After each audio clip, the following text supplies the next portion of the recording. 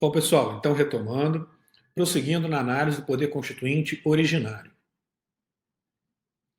Bom, agora a natureza jurídica do poder constituinte originário. A natureza jurídica do poder constituinte originário, ela é objeto de divergência doutrinária. Como nós falamos, né, a ideia de poder constituinte, ela nasce a partir daquele panfleto, né, do abade Emanuel Sieyès, em que você inicia ali a teoria do poder constituinte. Mas o poder constituinte, pelo menos eu vejo dessa forma, ele é um poder de fato. Ou seja, ele sempre existiu a partir do momento em que o homem se organiza em sociedade. Havendo uma organização social, você tem a ideia de poder constituinte, de um poder, de uma força política e social que estabelece, cria uma nova sociedade, uma nova comunidade e fixa as regras para essa comunidade criada, para essa comunidade estabelecida, hoje mais modernamente, para um Estado, para um país. Mas, como eu falei, a ideia ela já existe mesmo em uma tribo, em um povo nômade, na antiguidade, até mesmo se você recorrer à ideia do Gênesis, né, você já tinha aí um poder constituinte, um poder criador.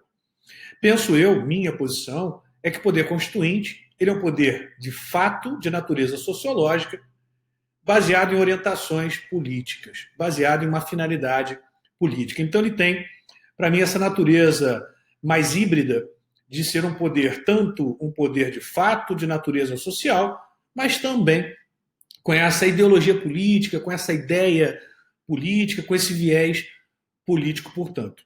Mas eu vou aqui indicar para vocês as correntes doutrinárias, as posições doutrinárias a respeito. Então, a primeira corrente, o poder constituinte originário, seria um poder de fato extrajurídico. O poder constituinte originário, ele nasce, surge a partir de uma manifestação social, cria, portanto, estabelece, portanto, uma nova sociedade e fixa para essa nova sociedade um sistema jurídico. Estabelece uma constituição, cria uma constituição para essa comunidade, para esse Estado, para esse país, portanto. Então, veja, por isso que ele é extrajurídico. Ele cria o sistema jurídico, ele não decorre do sistema jurídico. O seu fundamento não é o sistema jurídico. O sistema jurídico é uma das consequências da manifestação do poder constituinte originário. Então, o poder constituinte originário, ao se manifestar, então veja que a manifestação dele, ela pré-existe a edição da Constituição, ela é pré-existente à própria noção de direito. Você cria o direito a partir dessa manifestação. E se você voltar, como nós dissemos, à sociedade mais remotas, né, você tem ali um primeiro momento, que é esse momento de formação dessa comunidade e, consequentemente, o estabelecimento de regras de funcionamento para essa mesma comunidade. Então, o poder constituinte ele seria um poder de fato, um poder, portanto, extrajurídico. A posição que eu adiro, né, posição que eu acho mais adequada, eu particularmente complemento com a essência política. Então, é um movimento social, de natureza, portanto, fática, social, sociológica, mas que tem esse componente político de formar uma comunidade política. A gente vai ver que tem essa natureza híbrida. Então, segunda corrente é o poder de direito. Essa corrente é baseada no direito natural.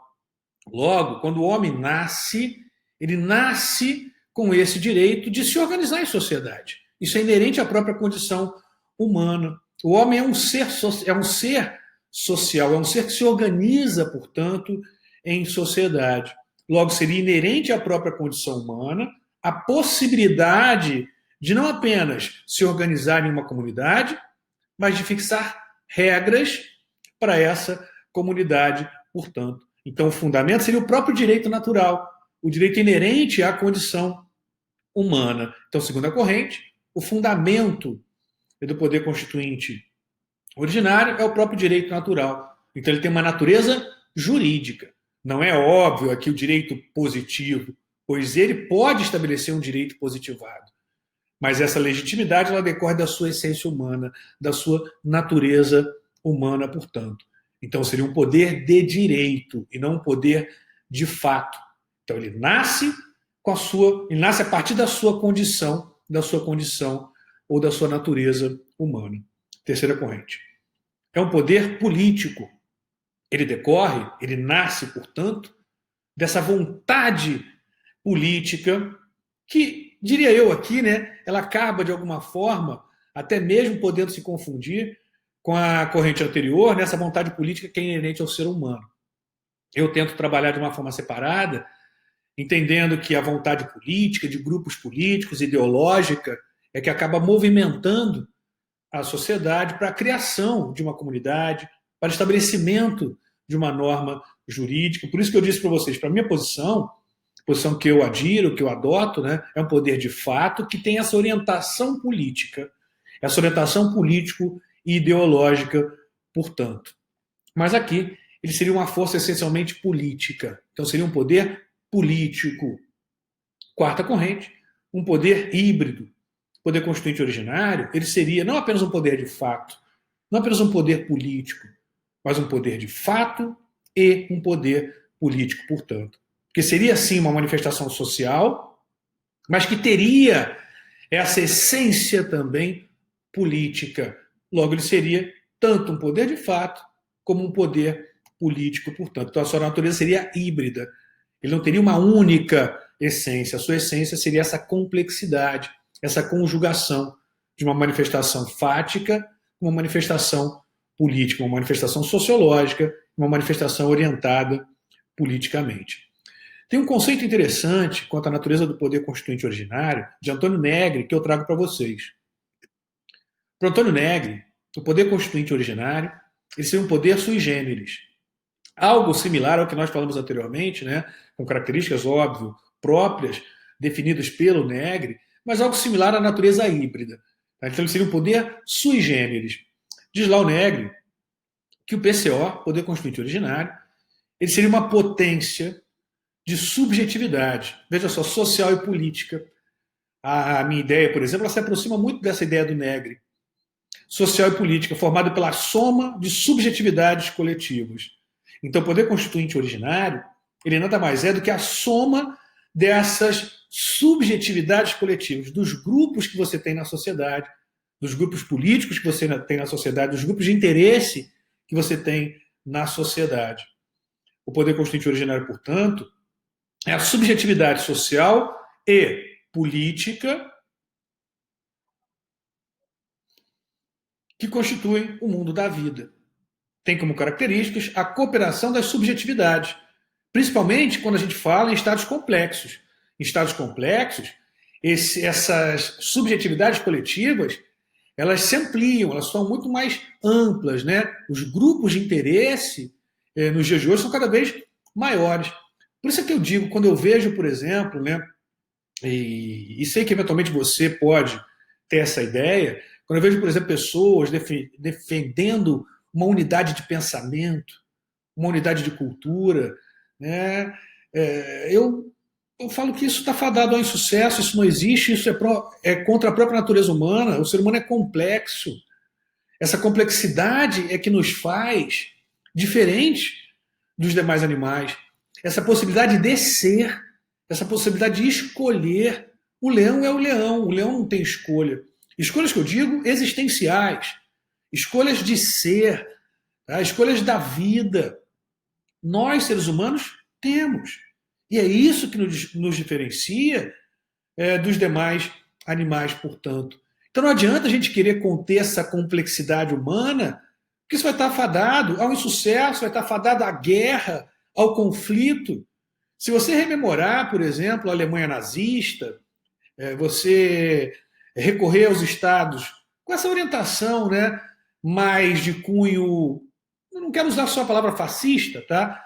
De cunho unificador da cultura, unificador do pensamento, unificador da literatura, unificador eventualmente da religião.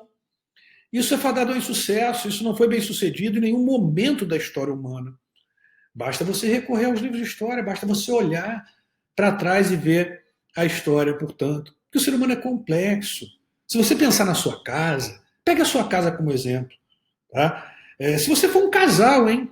Apenas um casal, Vocês têm pensamentos diferentes. Claro que vocês concordam em muita coisa da vida, mas certamente vocês têm pensamentos diferentes. Pode ser pensamento diferente, para simplificar, em relação à música, em relação à cultura, em relação ao que é belo. Você pensa diferente em relação ao que é belo, o que você acha bonito, o que lhe interessa, o que você gosta. Então, essa ideia de unificar pensamento, um pensamento monolítico, isso nunca deu certo em nenhum momento. E aproveitando, eu peço para você refletir. Basta olhar a história, olhe para dentro de você. Muitas vezes, você mesmo, né, tem conflitos existenciais em razão da sua própria complexidade. Isso não pode ser desconsiderado. Mas a gente esquece disso. A gente esquece porque a gente pensa que a nossa vontade é a vontade mais verdadeira, é o mais correto, é o ideal. E a gente quer impor isso à sociedade. E não dá certo. Não dá certo, não deu certo em nenhum momento. E não vai dar certo. Não estou aqui profetizando. É só você saber olhar para trás. É só você olhar para dentro de você. Nós somos seres que temos conflitos internos, imagine. Né? Se nós temos esses conflitos internos, quiçá, quem dirá, os conflitos externos, os conflitos com o outro. Mas esses conflitos se fazem muitas vezes, na maioria delas, se não em todas, quando se quer impor um modo de pensar, quando se quer impor ao outro um modo de ser, quando eu quero impor, portanto, ao outro uma orientação, quando eu quero impor ao outro uma verdade. E não estou falando aqui, né, numa pós-verdade, num relativismo absoluto em que tudo é opinião. Não, não é isso. Claro que nós temos verdades, principalmente quando se trata de fatos, de ciência. Outro dia estava tendo um debate em relação à questão de fake news, né, de fatos. Um indivíduo me pergunta, mas quem vai dizer o que é fake news? Não sei, depende, tá, do que você está examinando. Se, por exemplo, você afirma que a Terra é plana, quem vai dizer que isso é fake news é a ciência. É óbvio. E é fake news, não é questão de opinião. Não é mera opinião. A minha opinião é que a Terra é plana. Não, você. Veja só, essa sua opinião é errada. Sim, você pode até tê-la, mas não significa que ela seja verdadeira. Ela é errada. Tá? É uma opinião. Sim, ótimo. Sua opinião. Errada. Medicamentos, por exemplo. Claro que a ciência, ela própria se desmente, porque a ciência necessita de uma comprovação constante. Mas medicamento. Então não adianta você pegar e falar, não, eu acho que um copo d'água cura o câncer. É minha opinião. Não cura. Ou seja, a sua opinião está errada. Não adianta você falar que o seu tapete voa. O seu tapete não voa, o seu tapete não é voador, como o tapete do Aladim. A sua opinião é errada. Óbvio que nós temos como comprovar o que é fake, o que não é uma mera opinião passível de aceitação, que faça parte de uma argumentação racional. É claro que isso é passível. Aí eu ainda disse para esse interlocutor, né? Ele falou assim: mas então se eu constatar que é uma fake news, o que eu vou fazer? Dar uma bronca? Quis ser irônico ele. Eu falei: não, depende da fake news. Por exemplo, se eu começar a divulgar que você é corno, desculpe o linguajar, tá? Mas é uma expressão da língua. Se eu divulgar que você é corno, se eu divulgar que você é pedófilo, olha só, você acha que isso não tem punição? Óbvio que tem. E sempre teve. E sempre teve. Não sei por que estamos espantados, sempre teve. Né? Você tem lá calúnia, difamação, você tem denunciação caluniosa, você tem o crime de racismo. Olha só. Eu não estou falando de fake só, não. Estou falando só de ofensa, mas de fake também. De fake também. Então veja que a fake, né, o que hoje a gente chama de fake news, com esse nome importado, ela sempre foi coibida, em maior ou menor extensão. Claro que não é qualquer mentirinha. É aquela mentira que causa um dano. Essa mentira que causa um dano, que causa um prejuízo a terceiro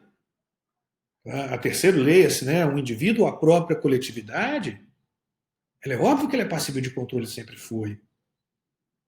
A depender da gravidade, a sanção é uma ou outra. Ou, se não tiver gravidade alguma, nenhuma.